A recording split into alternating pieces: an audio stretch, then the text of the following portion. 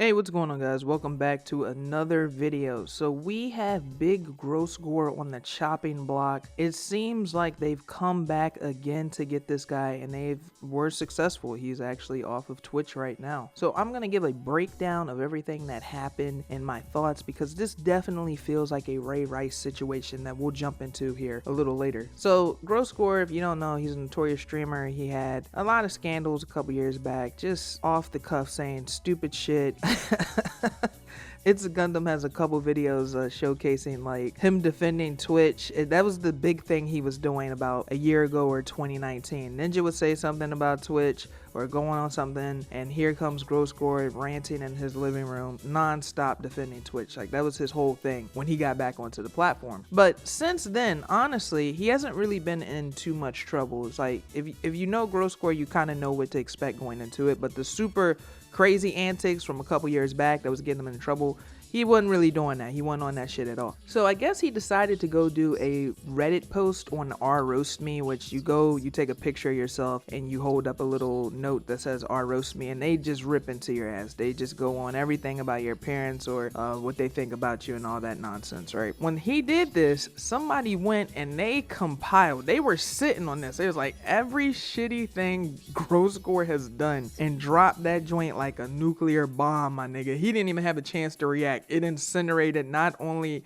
the post, but the account. Deleted everything. He just got up out of there, right? Of course, you guys know how this goes. It spilled over to Twitter. Everybody's giving their 2 cents. And because of this, I guess Twitch just decided to step in and said, you know what? We're all about inclusivity on this platform. Something that somebody did in the past, they cannot change from that. The nigga you were at 16 when you jumped off that porch is who you are at 29. You don't get a chance to change. We're gonna lay you down permanently. And it really strikes me as a Ray Rice situation. For if anybody that's unfamiliar with what happened to Ray Rice was a football player who he got into a little DV with his wife. His wife was in the elevator with him. I don't know what was said in that elevator, but it was something enough where it looks like he bucks at her or spits on her. I'm not exactly sure which one. We don't have 4K camera footage on this, but he does some type of like bucking at her animation. I said animation like it's a video game. My fault. He does a bucking at her motion, and at that point, her being the strong queen that she is, warrior queen at that, she said, I will refuse to take this. Tries to square up, slap her. She forgot that she's fighting Darkseid. He just pieces her up right in the elevator. Ass hanging all out in the elevator. And you can see after he hit her, he hit her so hard that after she got hit, her head hit the railing and then she was laid out on the floor. Stone cold knocked out. And at that point, you can tell by his body language that he's like, oh shit, what the fuck did I just do? Like, shit's getting real. And I think, if I'm not mistaken, he drags her off the elevator, then back onto the elevator. Some of the details are a little fuzzy. But where am I going with this? He took that information that happened, he actually reported it to his team, saying, hey, this happened. Me and my wife was, bumping our gums back and forth.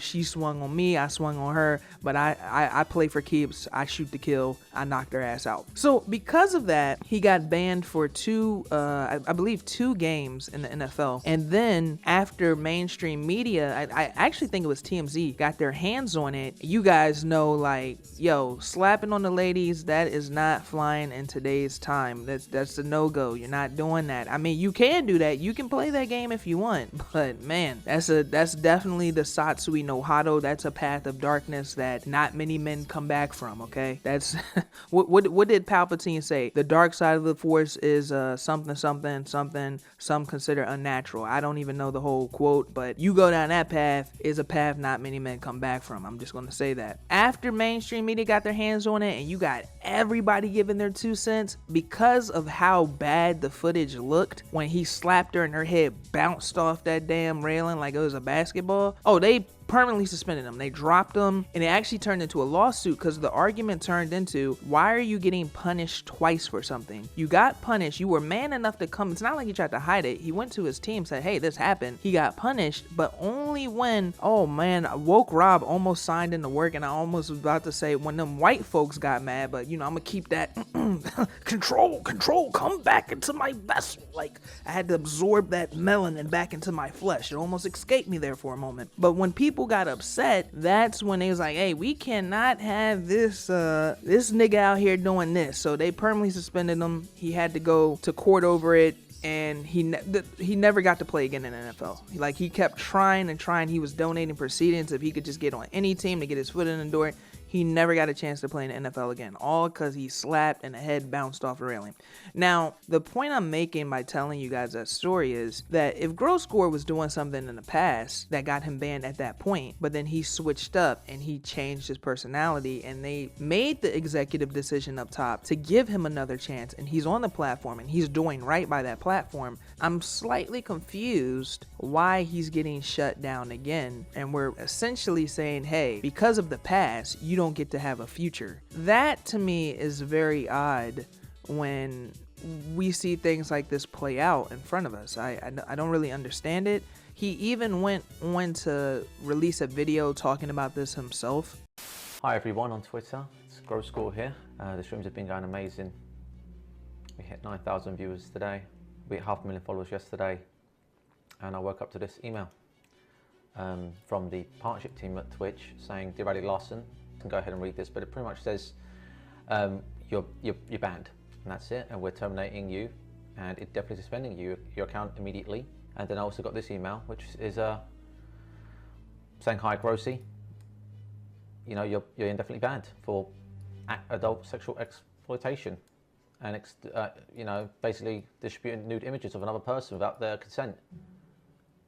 Indefinite." They're bringing up stuff from 2016 with the Celestia thing, I think. I didn't do anything. I didn't send Celestia parents any revenge porn. I just showed her mum her Instagram account on a USB. Celestia was 18 at the time, going on 19. It was in 2016. This is a mistake from Twitch. I didn't send any revenge porn. I just showed her mum her Instagram account when she was 18, going on 19 in 2016. But you guys know how I feel about Twitch. I'm not even going to do the whole spiel about Twitch on you guys today because I do it a lot on my channel. But I just see things like this and I'm like, wow, man, you're talking all this potential revenue lost, all this growth that he could have had is going to be, I'm not going to say it's completely done, but is greatly diminished and is hampered because of the guy's past that you would think he could escape from. It almost makes me wonder, and I feel like this is in our current time and the way the internet is, the answer to this is no, but it's almost like, can a person escape their past? Can they acknowledge that maybe they were doing something crummy and then change? Some people will say it depends, but in my opinion, I would say it's no, just the way off behavior. Because it's like, if somebody finds something new and then they're really like that person and then they find out about maybe problem X that happened, that's a new emotion to them that they just found out a person they just started watching. That's why I'm like, man, it's dumb as hell, but I don't think anybody, I think once like you fuck up in a certain instance, that's just it. And it's sad to see, man. Like, it makes me think, I'm sorry, it's a little left of what we're talking about, but it makes me think of Brooke House. Like, I go to Brooke House channel like once a month to see like how often she uploads, and I'm like, damn, bro, she's never gonna escape that dog thing that happened to her. And I feel like we're going on a year past that now. But anyways, I just wanted to talk about this. I want to give my thoughts. As always, I love seeing what you guys have to say down in the comment section below. If you're new to the channel, please give this video a like and be sure to check out my Patreon. You can get in for as low as $5 for over 110 hours of additional content. If you haven't followed me on Twitter, do that as well. And yeah, I'm gonna go ahead and get up out of here. You guys have a nice one.